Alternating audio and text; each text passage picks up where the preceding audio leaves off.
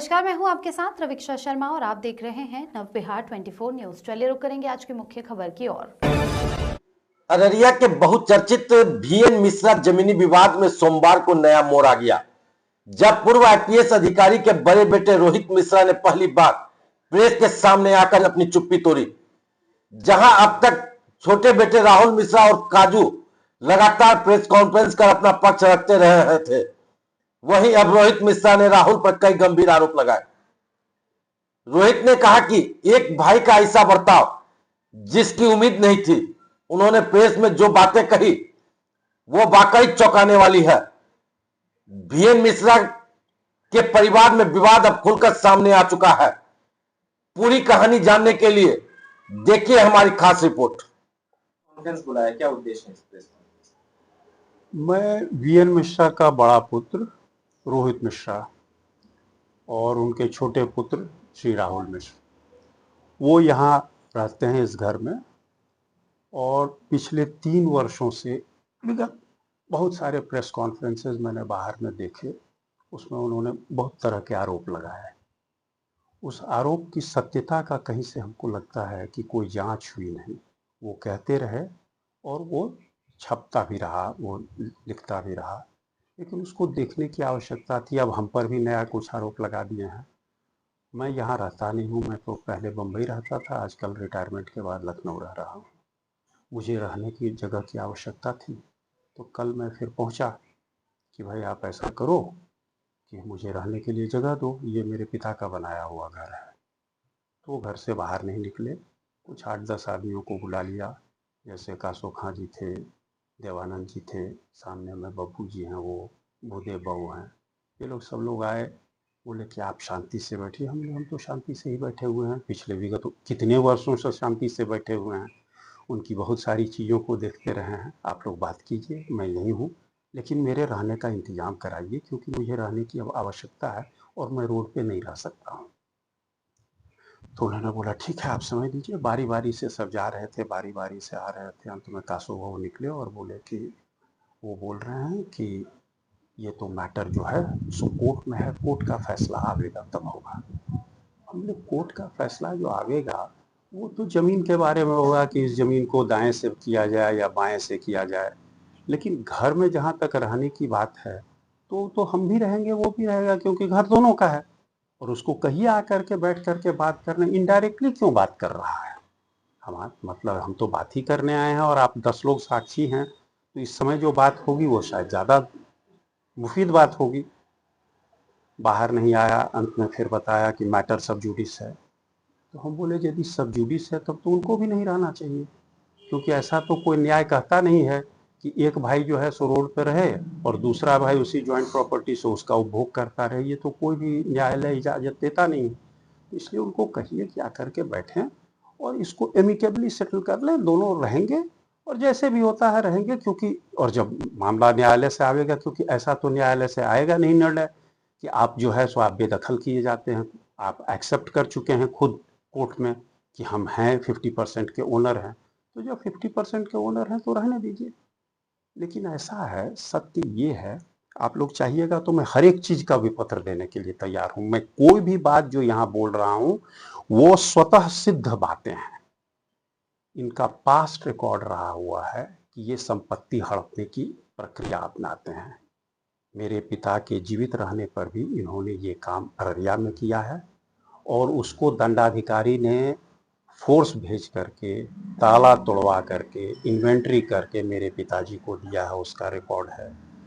इनकी पत्नी और उनकी पुत्री ने मेरे पिता को टॉर्चर करके, गैराज में ताला लगा करके, बंद करके, और फिर जो है सो थानेदार के इंटरवेंशन के बाद, वहाँ बुद्धा कॉलोनी थाना से लोग आए, उन लोगों ने ताले को खुलवाया उसके बाद। तो इस तरह की कारनामे कर चुके हैं। इनका इतिहास बड़ा सुंदर रहा है।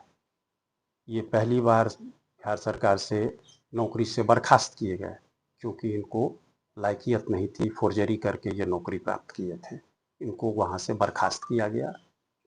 उसके बाद ये सिर्फ हड़पने के लिए वहीं तक नहीं रुके थे। पटना में मेरे घर का 3 फ्लोर है। पहला फ्लोर जो है वो मेरी माँ के नाम है आज भी।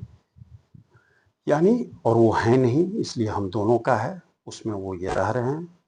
पहला फ्लोर राहुल जी के नाम पर है और उसके बाद वाला फ्लोर मेरी पत्नी के नाम पर है। तो मेरी पत्नी के पति बन करके ये म्यूनिसिपल रिकॉर्ड कटवाते रहे। हमको बहुत खर्च और प्रयास करके, क्योंकि उस समय मैं बम्बई में पोस्टेड था, पिताजी की मृत्यु हो गई थी, मेरी फाइनेंशियल स्थिति बहुत खराब हो चुकी थी। उस समय हमको बराबर आना पड़ा और उसको ठीक करवाना पड़ा। यहाँ कंपनसेशन लैंड का मिला एनएच में, उन्होंने हमसे ज़्यादा प्राप्त कर लिया। भाई दो भाई हैं तो बराबर ही तो मिलेगा, लेकिन आप यदि रिकॉर्ड देखेंगे तो उन्होंने हमसे ज़्यादा उठा लिया है पैसा। तो ये वो बराबर से करते रहे हैं, ये उसकी एक नई कड़ी है। अब मेरे पास कोई और रास्ता नहीं है कि मैं प्रशासन के पास फिर जाऊं। ये वाद में लंबित है, लेकिन मेरे रहने को कहाँ रोका गया है? जैसे वो रह रहे हैं हम भी रहेंगे, हम कहाँ रहें? ये घर भी लंबित है, इस घर का भी मामला कोर्ट में है। हाँ, इस घर का भी मामला कोर्ट में है। तो कोर्ट में यदि है तो तुम भी रहोगे, हम भी रहेंगे, ऐसा तो हो नहीं सकता। नहीं तो तुम भी चले जाओ, हम भी चले जाएंगे, बाहर रहेगा। क्योंकि हम तो रोड पे रह नहीं सकते, और हम कितना दिन बाहर से आते रहें, खर्च लगता है। मेरी अवस्था इस तरह की नहीं है कि मैं दौड़ता रहूं डेली 50 किलोमीटर। जान माल की सुरक्षा का डर है। मेरे पिता ने भी पहले लिख करके दिया था कि ये धन हड़पना चाहता है, मैं और मेरे बड़े पुत्र को जान से मारना चाहता है। होम कमिश्नर को उनकी मृत्यु हत्या हो गई। तो हमको तो अपनी सुरक्षा के विषय में भी बहुत सचेत रहना पड़ता है। इसको लेके लगातार आपके छोटे भाई जो हैं काजू मिश्रा जी, वो लगातार आरोप लगाते रहे कि आपके पिताजी के जो साथ हुआ है उनमें कहीं ना कहीं आपका हाथ है। आपके नौकर वहां रहते थे और उनके नौकर के हाथों ही आप लोगों ने इस तरह का बहुत सही बात है। अंजाम दिया। नौकर का बेल किसने करवाया? नौकर को जो बेल मिला वही वकील था जो उनका वकील था। कोई ऐसा साक्ष्य मिलता है जिसमें मैंने जो है सो उतने बड़े वकील को पेमेंट किया हो? मेरी स्थिति नहीं थी कि मैं ऐसे भी पेमेंट कर पाता। नंबर एक। नंबर दो, जब पिता ही पुत्र को बैठ करके मार रहा है, पीट रहा है, उसके लिखे हुए रिकॉर्ड हैं। बाकी छोड़ दीजिए कि मेरा क्या था, रहा कौन था वहां? मैं बंबई से क्या करवा दिया? मैं डॉन हूं, मेरा इम्पेकेबल रिकॉर्ड है। 10-10 हजार करोड़ रुपया मैं अपने बैंक के लिए उठाता था। मैं बहुत ही अच्छे ऑफिसर के रूप में रिटायर किया हूं और महत्वपूर्ण पद से रिटायर किया हूं। इनकी तरह नौकरी से नहीं निकाला जाता रहा, इनकी तरह बैठ करके फोर्जरी करके अपनी भाभी के नाम पर पति नहीं बनता रहा कभी। ये कुछ भी कह सकते हैं, इनको छूट है। आपके ऊपर एक आरोप ये भी है जी कि कोर्ट में जमीन को लेकर बंटवारे का आपने ही दाखिल किया था जी, और आपने ही पहले जमीन को बेच दिया। ये तो वही तो हम तब से कह रहे हैं श्रीमान आपको कि ये बात बिल्कुल सही है, लेकिन दिखाओगे ना कि बंटवारा सूट ये है और ये जमीन बेच दिया है, क्या ये बंटवारा सूट का पार्ट है या नहीं? उन्होंने कभी दिखाया आपको? मैं आपको कहिए तो दे देता हूं, बंटवारा सूट की कॉपी देता हूं और जो जमीन बेचा है उसकी कॉपी देता हूं। Not number 1। नंबर 2, सरकार ने इसकी 2 बार जांच की है। 2022 में, 2025 में लीगल ओपिनियन मांगा गया है अंचलाधिकारी के द्वारा, और अंचलाधिकारी को ये दोनों ओपिनियन मिले हैं जिसमें ये कहा गया है कि जमीन निर्विवाद है और इसका कार्य हो सकता है। तो आरोप और क्या है? वो बात करने के लिए कुछ भी आरोप लगा सकते हैं। वो अभी भी मैं डर से इसलिए बैठा हुआ हूं और इतने लोगों के साथ बैठा हुआ हूं कि वो कह देंगे कि मेरे साथ है। आप यदि ये सुनना चाहते हैं, मैं आरक्षी अधीक्षक को लिख करके भेज चुका हूं, मतलब पिछले वर्ष भी, कि इनके घर कोई जाता है तो इनके घर से आवाज आती है कि हम रेप चार्ज लगा देंगे। तो हम इस मामले में काफी सचेत और चिंतित भी रहते हैं।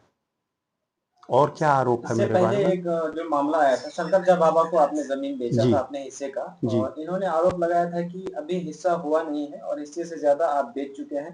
हालांकि अभी जो प्रॉपर्टी का हिस्सा होता है उनका पीछे है और हमारा फ्रंट पे है। इसका ये क्या मामला था? बात जो है ना वो बहुत अच्छे से भरमाते हैं। जमीन कितनी है वहां पे? उस जगह पे जमीन है 2 एकड़ 16 डिसमिल। 2 एकड़ 28 डिसमिल था। हम लोगों का जो खतियानी बंटवारा हुआ है जिस पर उनका दस्तखत है कि हम लोग अपने अपने जगह पे काबिज हैं, वहां 2 एकड़ 28 डिसमिल दर्ज है। हमने 108 डिसमिल बेचा है उसमें, तो ज्यादा तो नहीं बेचा। नंबर 1। नंबर 2, यदि आप शंकर झा जी का भी अब बयान को निकालिएगा, यहाँ जो उन्होंने बाइट दिया, जो मैंने बाहर से देखा था, उसमें उन्होंने कहा था कि तुम जिस तरफ चाहते हो उस तरफ का ले लो, हम बैठ सकते हैं। तो विवाद, दिक्कत की बात यह है कि वो कुछ देना चाहते नहीं हैं, वो सारी चीज़ों को हड़प लेना चाहते हैं, और वो बराबर कहते रहते हैं कि इसको बच्चे हैं नहीं तो मैं तो ऐसे ही केस को करता रहूँगा और ताकि ये मर जाए और मैं सब चीज़ को ले लूँगा। तो उसका कुछ नहीं है। और क्या आरोप अभी आप क्या चाह रहे हैं? हम चाह रहे हैं कि पहले तो घर रहने की जगह चाहिए हमको, क्योंकि यहाँ जब हमको आना जाना पड़ेगा, और फिर समाज है मेरा यहाँ, तो समाज जब मेरा यहाँ है तो हमको एक जगह तो होनी चाहिए, ऑनरेबल जगह, जो मेरे पिता द्वारा बनाई गई है। और नॉट ओनली दैट, इस घर को बनाने में मेरे पिताजी ने रिटायरमेंट के बाद बनाया था, उसमें मैंने पैसे लगाए, तो फिर हमको तो रहने का पूरा अधिकार है ना, और मैं अपने जगह न रहूं तो कहाँ रहूं। आरोप ये था कि आपने अपनी माँ के अकाउंट से LIC खुलवाया, फिर आपने अकाउंट से ATM से कई बार पैसे निकलवाया, ये सभी चीजें हैं उस दौरान जब अपने के साथ। ATM से निकाला तो उस समय मेरे पिताजी भी थे कि मृत हो गए थे? ये पूछा आपने उनसे? मृत हो गए थे। नहीं, मृत हो गए थे तो उसका रिकॉर्ड तो जल्दी से जाकर के पुलिस को देना चाहिए था। वो झूठ बोलते हैं, वो शुद्ध झूठ बोल रहे हैं कि मैंने ATM से उनके मृत होने के बाद निकाल लिया। वो पूर्णतः जीवित थे, बंबई में मेरे साथ थे, और हमको दिया था। अगर वैसी बात है तो मेरी माँ के लिए, माँ के क्रियाकर्म को, जिसको मैंने यहीं किया था 2007 में, सारे पैसे तो उसने निकाले, और मैंने ही दिया था पापा का क्रेडिट कार्ड निकाल करके उसको। तो ये कोई क्राइम है? आपका क्रेडिट कार्ड लेकर के हम आपकी मर्जी से अगर निकाल लें तो ये क्राइम है। और इसका जो कंप्लेंट करने का अधिकार है वो किसके पास है? आपके पास है। तो ये मेरे पिता कह सकते थे, वो नहीं कह सकते।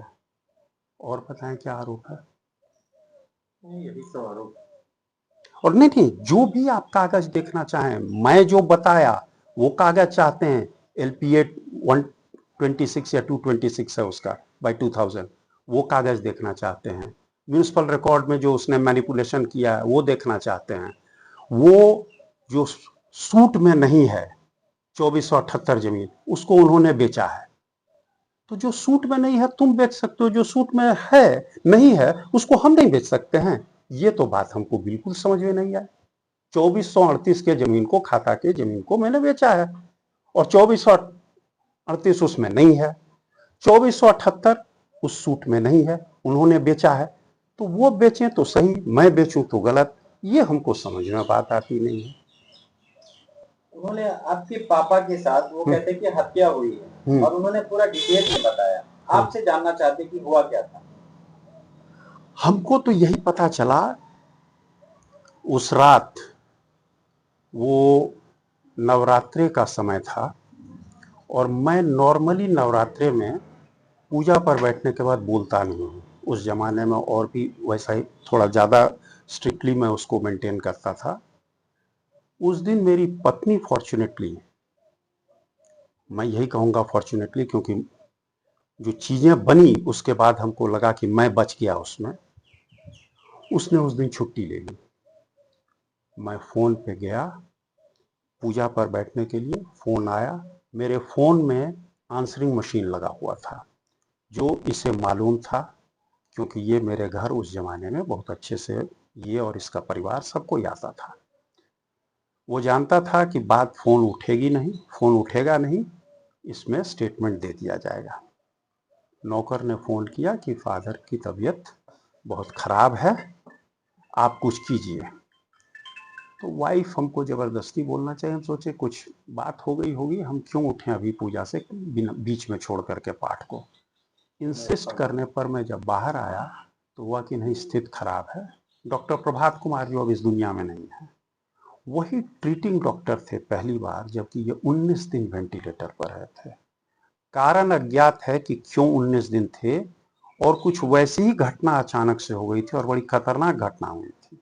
19 दिन वेंटिलेटर पर थे, फिर उसके बाद हम उनको उठा करके वहाँ से बम्बई ले गए, 15 दिन फिर वहाँ ICU में रहे, और तब ठीक होकर के आए, और 6 महीने के बाद चले गए।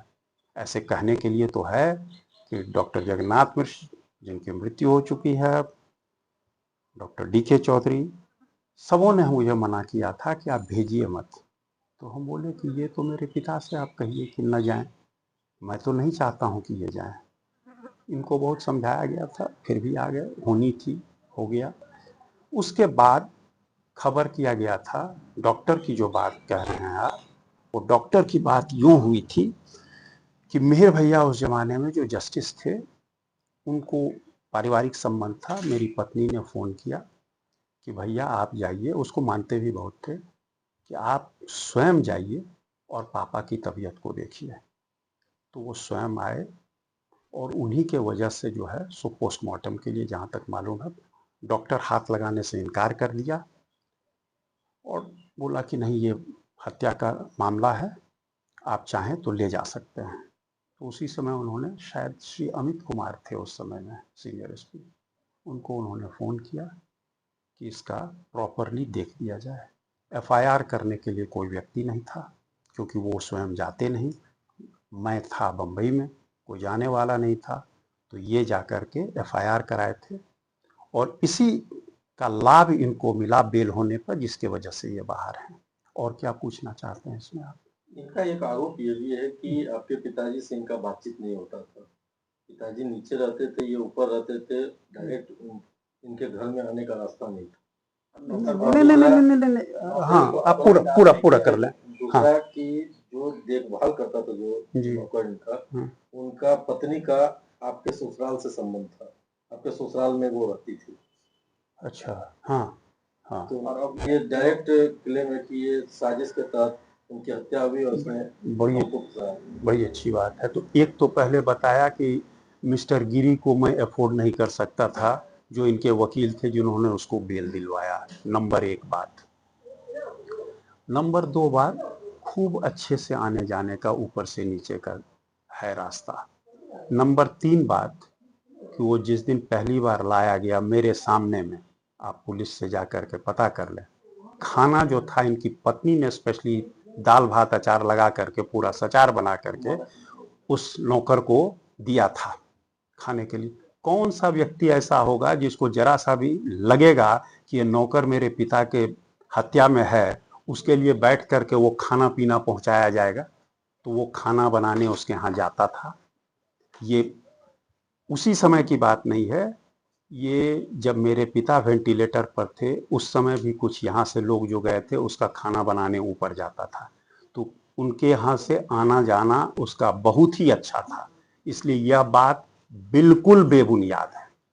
और उसकी पत्नी को मैंने बाद में इसलिए बुलाया, मेरे यहाँ रिकॉर्ड बना हुआ है आपको गेस्ट हाउस में, जबकि ये मेरे पिता को तंग करता था और हमको अपने पिता को शिफ्ट करना रहता था गेस्ट हाउस में। वहाँ जा कर के 4-5 दिन रहते थे, फिर कुछ इंतजाम होता था तब आते थे। उसकी पत्नी को इसलिए बुलाया था ताकि ये बार बार घर जाने का जिद न करे। तो उसकी पत्नी को बुला लिए, इसलिए लिंक हो गया। अरे तुम अपने पिता को क्यों मारपीट करते थे भाई? क्यों तुम्हारे पिता ने लिख करके दिया हुआ है तुम्हारे मारने? तुम आरोप लगा रहे हो, लेकिन तुम्हारे खिलाफ जो आरोप तुम्हारे पिता ने लगाया है उसके बारे में तुमने क्या किया? मैं बंबई से मरवा दिया और तुम ऊपर से नीचे बैठ करके नहीं कि आज भी संपत्ति हड़पे हुए। उनका क्या चार्ज था कि वो हमको टॉर्चर करके मारना चाहता और संपत्ति हड़पना चाहता है? और आप तो देख रहे हैं इस 18 साल में क्या हो रहा है, घर तक नहीं घुसने दे रहा है। और बताइए क्या आरोप है?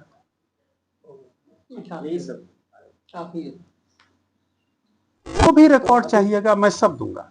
आप कह रहे हैं कि जो भी आरोप आप अब तक लगता रहा है आपके, सारे बेबुनियाद आरोप हैं। एकदम हर एक का विपत्र है मेरे पास, हर एक का विपत्र है। उनके पास कोई विपत्र नहीं है, वो सिर्फ मुंह से बोलते हैं। जैसे कैसे बताए कि ये लिटिगेटेड है, पार्टीशन सूट में है। अरे वकील हैं वो, माननीय उच्च न्यायालय के वो अधिवक्ता हैं, और उनको एक स्टे ऑर्डर नहीं मिला। 2000, मैं बताता हूं आपको इसका भी कहानी आगे का, कि 2022 में ये सेल हुआ है, 2023 में ये जाकर के ऑब्जेक्शन रेज किए हैं कोर्ट में।